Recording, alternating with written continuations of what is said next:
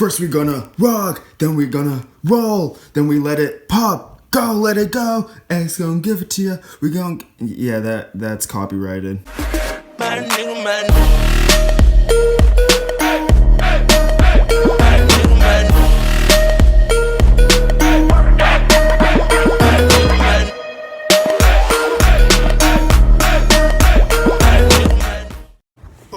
Yo, what's up you guys, how's it going? It's your boy ZH Comic Art, and I am in the massage chair right now. You guys are probably wondering why I'm in this chair, and I have the same questions as you guys. I have no idea. Anyways, today I'm gonna be showing you guys how to draw this really cool Deadpool step by step. So make sure you keep watching if you want to find out how you can draw your own and make it super cool like this one. Tomorrow, we have a very cool video coming up. You guys are gonna be so excited for it. Here is the short preview. No, I'm just kidding you guys. That was too short. Make sure you guys stay till the end because I will show you the actual preview over there. If you guys are new here, welcome to the family. Have I ever told you guys about the 3 types of people on YouTube? There's the regular people that come onto YouTube. There's the ZHC fan. And then there's the cool kids in the notification squad. So if you're not part of it right now, make sure you join it today. All the cool kids are part of it already. All you have to do is click that little bell to join. Click it. Smash it. Pulverize that little bell. Do not miss out. Do not fall into peer pressure unless it's for the notification squad, because you can become a cool kid too. Anyways, jokes aside, let's get right into the tutorial video. Let's get started. So here we are. I am drawing the basic thumbnail figure. This is kind of gonna show me what the pose is. So I kind of have the thumbnail right in front of me so I can figure it out, and at first I drew it too big, so I'm kind of switching it up, making sure it fits on the page because I want Deadpool to have a very long sword. And yeah, I want to make sure everything fits on the page. And for this pose, for the arm, I kind of looked at some fencing hand positioning because the sword is sticking out and it's not something you will usually see. Right here, I'm doing what I usually do with all my figures. I'm just roughing everything in, roughing in all the muscles, the little shapes. And you really don't want to put too much detail right now because it's kind of just getting proportions and stuff. Now I'm going slightly darker in with the pencil, and I don't really need to use my kneaded eraser this time because I'm gonna go straight in with inks and then copics right afterwards. So the pencil lines, you're not even gonna see that much. As you can see, I'm still adjusting a little bit, and this is the stage where I kind of rough in my muscles. As you can see, it kind of looks like an anatomical figure because I want to make sure all my muscle placement is right before I start going in with inks. And as you can see, I used my ruler to draw out straight lines because the gun is not just a ton of organic shapes. You want straight lines for that. So I decided to put a ton of lines to make sure it is straight. Now you can see I am going in with inks, getting all the lines in. These are going to be my final lines, but usually if I go straight in with inks, I will make sure I do a really light underdrawing first. Well, I say underdrawing, but these are still the final lines. The actual final lines will be when I go in with pen again to make sure everything is very dark and there are line weights. Right now, you might realize that I am inking, but at the same time you can barely see the ink since I am going in super light, and it might be useful to note that I was using a 0.2 pen. As you can see, I'm going in with line weights now.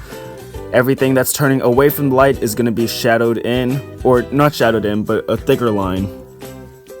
This will kind of give me an idea of where to shadow later. And this Deadpool pose is pretty cool, and I decided to go with a simple light source, so it's straight on top, no rim light, nothing fancy. So it will be pretty basic. And after this, when I shadow my things in, I actually have another video just for that. Make sure you check out my previous video. I left the link in the description down below. I take you guys through the steps on how to shade, how exactly I shade, and yeah, it should be pretty useful for you guys. Right here, I'm just adding in the shadows using the brush pen. The brush pen really is a great tool to use because you can shadow things in really quickly. But if you do use the brush pen, I suggest you guys go over it again with micron pens, because it can get a little rough and sketchy, especially since the brush pen does not have a fine point. So as you can see, usually for pencils, I'll kind of block in the shadow shape and then shadow it in with the pencil. It's kind of what I do here. I block it in with the micron pen and I try to shadow it in using the marker. Well, over here it doesn't look like I'm using the micron pen, but that is what I would suggest doing.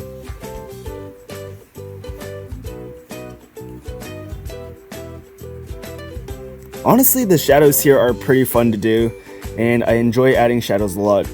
For Deadpool, I try to make him a little bit more dark, especially on the parts of his suit that are black.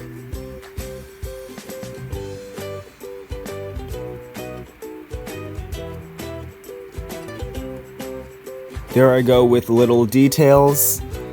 It's pretty fun. Wow, my hand is moving fast, especially now that I'm looking at it with a time lapse. Interesting.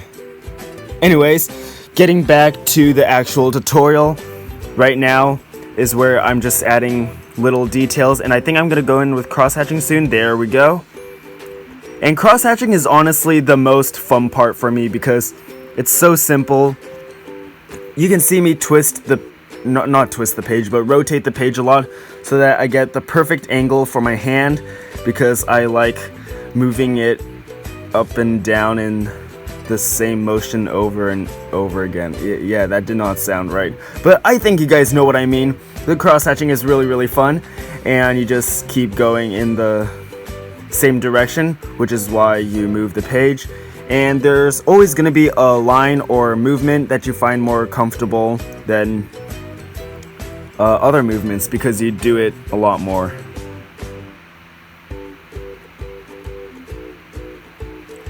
Wow, this is making me dizzy. Anyways, the details are starting to come in, and afterwards you're gonna see me start to put in more detail. I think I'm gonna put in a little bit of bumps, and as you can see, it's not just really neat cross-hatching. I make sure I break up the lines to make it look a little bit more organic. This gives my character kind of a more lifelike feel, which I really like.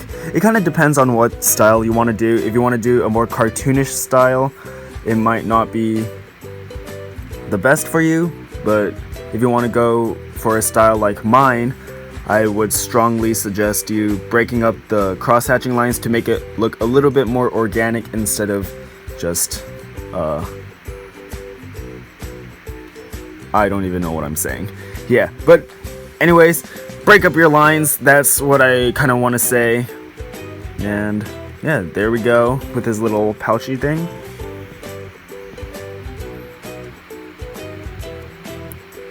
And if you guys haven't watched the Deadpool 2 movie, make sure you guys watch it right now, because it is so good and funny. And let me know what you guys think about the end scenes. I'm not going to spoil anything for you guys, but yeah. Here we go in with the copic markers. Usually I like to start out with just the flats. As you guys know, people who color in Photoshop or some digital media, they call this stage the flats, where they just get the basic color in. So I grab my lightest color and just kind of fill in the shapes to make sure it's everything I want and all the colors are in the right place. There you can see brown for the pouches. I have all the... Oh, what's up, Giannis? Anyways, I have all the grays in. Now I'm starting to go in with different shades. I usually like to go in with the darkest shade. Well, in this case, this is the second darkest shade, but I usually like to go in with a slightly darker shade to find out where all the shadows are. And once you have all your shadows in, it's honestly really easy to find out where you should place the darker... Oh, was that Lauren? Okay. Anyways, moving on. I can't even... Oh yeah. So if you see like a shadowed part, you can just place your darker copics over there, because at the end of the day you want a gradient, And if you notice, I have a few red streaks on my hand. No, those are not cuts, but those are actually from the copic markers, because once you color for a bit, the copic markers are gonna be covered in the ink from your drawing, so you kind of want to wipe it down somewhere. And as you can see, I added a little bit of blood to him because I wanted him to look tough. Yeah. And the darker marker is for the blood on the grayish parts. And wow, look at that signature. Wonder whose that is. And we are about done. Just using the white marker to kind of touch it up.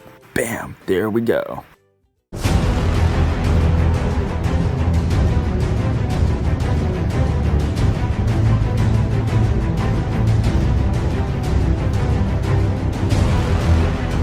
Thank you guys so much for watching. I hope you enjoyed the video. As promised, here's a short preview of tomorrow's video. It all comes down to this, you guys.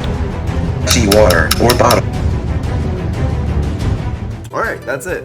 Oh, this video shout out goes to Waito's Way. If you want to win a shout out too, have I told you guys about the notification squad yet? It's where all the cool kids are at. All you have to do is subscribe, turn on post notifications by clicking that little bell and letting me know down in the comments once you're done. That is how you can win a shout out on the video. Anyways, I hope you guys are excited for tomorrow. We are on the daily grind. I think we just hit 30,000 subscribers, so I will plan a giveaway for you guys really soon. So make sure you guys stay tuned the next few days to check that out. Oh my butt. Anyways, I will see you guys tomorrow, and as always, keep those pencils moving. Bye.